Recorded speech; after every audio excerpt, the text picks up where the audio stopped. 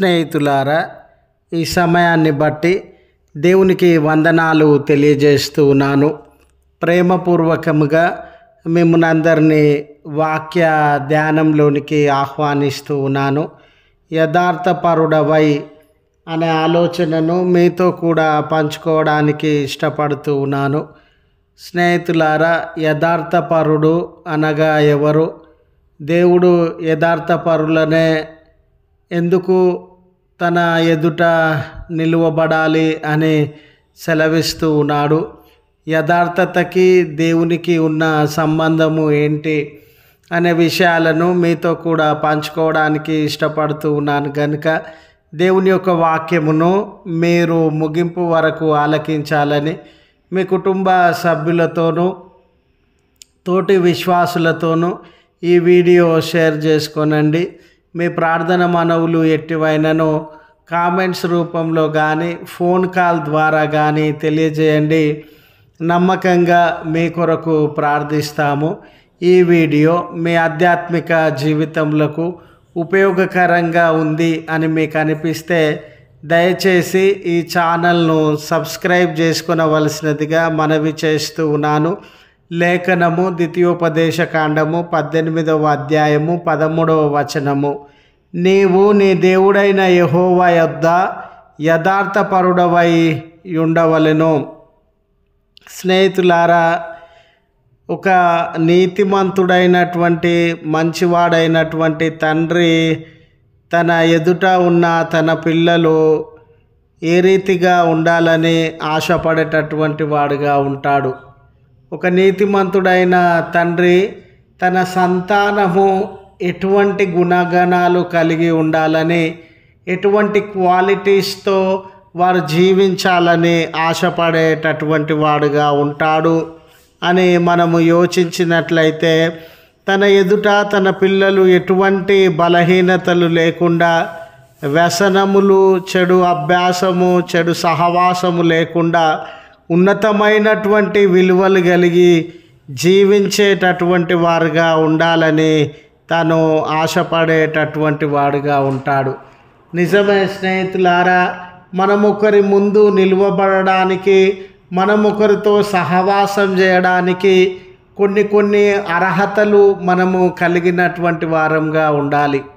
అలాంటి తరుణంలో దేవుని ముందు నిలువబడాలన్నా, దేవునితో సహవాసం చేయాలనన్నా, ఈరోజు దేవుడి ఎదుట నిలువబడే యోగ్యత కలిగిన తన విశ్వాసులను గురించి దేవుడు సెలవిస్తున్నటువంటి మాట ఏమిటంటే, అటువంటి విశ్వాసుల జీవితంలో యథార్థత ఉండాలని ఆయన ఆశపడుచున్నటువంటి దేవుడుగా ఉన్నాడు. నీవు ఈరోజు దేవుని ఎదుట ఈ లోకంలో ఎంతో జ్ఞానమును సంపాదించిన వ్యక్తిగా, పేరు ప్రఖ్యాతులను, పదవులను సంపాదించిన వ్యక్తిగా నిలువబడి, అయ్యా నాకు ఈ పదవి ఉంది, ఇంత పేరు ప్రఖ్యాతులు నేను సంపాదించినాను అనంటే ఆయన సంతోషించేటటువంటి దేవుడుగా లేడు. నీవు అధికారంలో ఉన్నానని, ధనం కలిగిన వాడనిగా ఉన్నానని, ఎన్నో మాయోపాయములు కలిగినటువంటి వాడనని, చలాకితనము, అందచందములు, ఈ లోకంలో విలువ కలిగినటువంటి వస్తువులను కలిగినటువంటి వాడనుగా నిలువబడి ఉన్నాను అయ్యా అంటే దేవుడు సంతోషించేటటువంటి దేవుడు కాదు. దేవుడు తన ముందు నిలువబడి తన సహవాసం కొరకు నిరీక్షించేటటువంటి వ్యక్తి యథార్థపరుడై ఉండాలని ఆశించేటటువంటి దేవుడుగా ఉన్నాడు.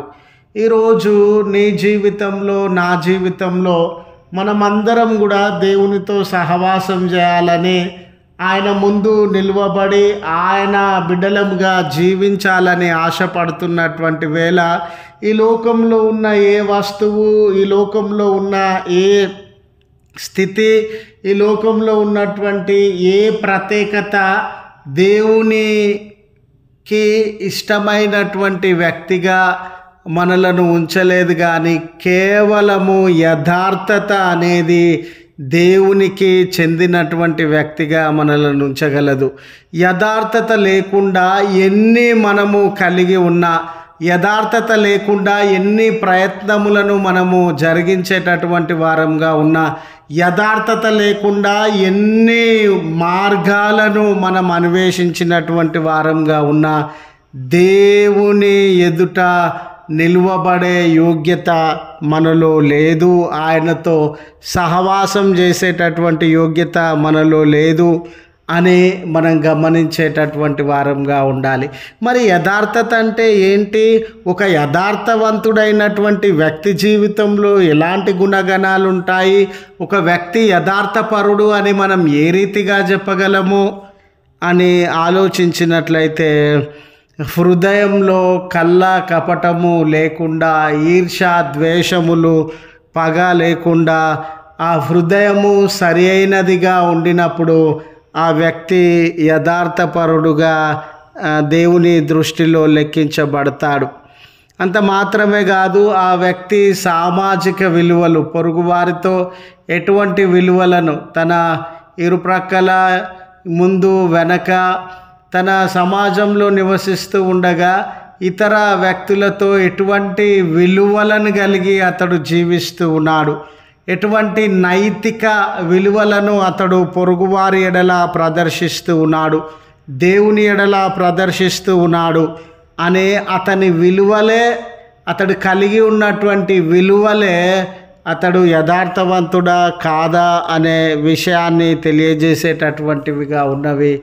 ఆధ్యాత్మికతలో బలపడినటువంటి వ్యక్తిని, ఆధ్యాత్మికతలో ఎదిగినటువంటి వ్యక్తిని మనం యథార్థపరుడని చెప్పవచ్చు. దేవుని మీద ఆధారపడము, దేవుని నడిపింపును ఆశ్రయించి దేవుడు నడిపించిన రీతిగా తాను నడవడం అండి. తనకిష్టం వచ్చిన త్రోవలో నడవడం కాదు, తనకు తోచిన త్రోవలో నడవడం కాదు, తనకు మేలైన త్రోవలో నడవడం కాదు, దేవుడు నడిపించినటువంటి త్రోవలో నడవడము.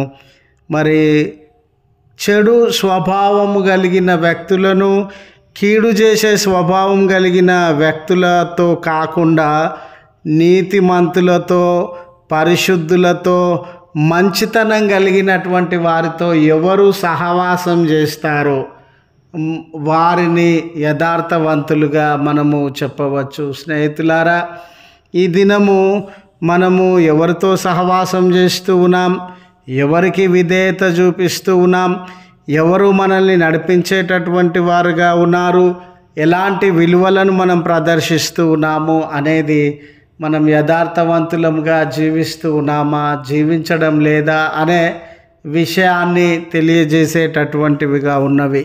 లేఖనాలను గమనించినప్పుడు దేవుడు నోవాను యథార్థవంతుడని జ్ఞాపకం చేసుకున్నాడు, నీతిమంతుడని జ్ఞాపకం చేసుకున్నాడు. యోబును యథార్థవంతుడని, నీతిమంతుడని జ్ఞాపకం చేసుకున్నాడు. జకర్యా, ఎలిజబెత్ కుటుంబాన్ని యథార్థవంతులు, నీతిమంతులు, మరి నిందారోపణ కలిగినటువంటి వారు అని జ్ఞాపకం చేసుకున్నాడు. ఈరోజు మన జీవితము దేవుని ఎదుట ఏ రీతిగా కనబడుతూ ఉంది? ఒక యథార్థవంతుడైనటువంటి వ్యక్తిగా మనం కనబడుతూ ఉన్నామా అని మనల్ని మనము పరిశీలన చేసుకోవాలి. ఈ లోకంలో ఏది సాధించినా స్నేహితులారా, దేవుని ఎదుట మనం యథార్థమైన వ్యక్తులంగా కనబడకపోతే మనకు ఎటువంటి ప్రయోజనము లేదని, ఈ లోక సంబంధులుగా మాత్రమే దేవుని దృష్టిలో మిగిలిపోతామని గుర్తు చేస్తూ ఈ మాటలను ముగిస్తూ ఉన్నాను. ప్రార్థించుదము. కృపగల తండ్రి, ప్రేమగల మా దేవా, నీ పరిశుద్ధ నామమునకు వందనాలయ్యా. మరొక నూతన దినాన్ని మా జీవితంలో అనుగ్రహించినావు.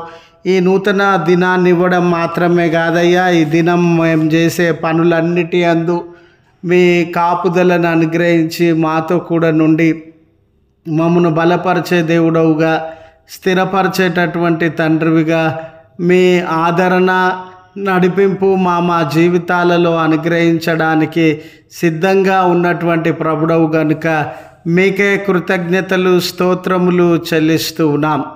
దయగల తండ్రి, నిజమేనయ్యా, ఈ లోకంలో మేము ఏది సాధించినా, ఎంత గొప్ప స్థితిలో జీవించేటటువంటి వారంగా ఉన్నా, ఎంత ఉపాయములను, జ్ఞానమును ప్రదర్శించేటటువంటి వారంగా ఉన్నా, మేము యథార్థవంతులంగా ఉండినప్పుడు మాత్రమే మీ సహవాసంలోనికి రాగలమని, మీ ఎదుట నిలువబడగలమని గుర్తు చేసుకొనుచున్నాం. కనుక యథార్థమైనటువంటి స్వభావాన్ని, యథార్థమైనటువంటి జీవితములను మాకు అనుగ్రహించవలసినదిగా ప్రార్థన చేస్తూ ఉన్నాం తండ్రి.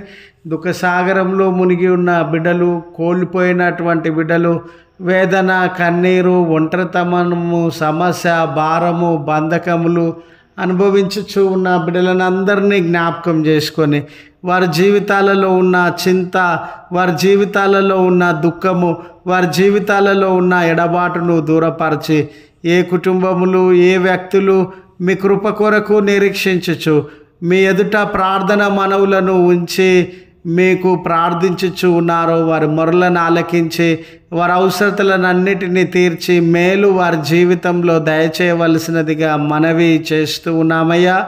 అనారోగ్యము, కొరత కలిగిన బిడ్డలను, బలహీనత కలిగిన బిడ్డలను మీ హస్తములతో తాకి స్వస్థపరచండి రక్షక.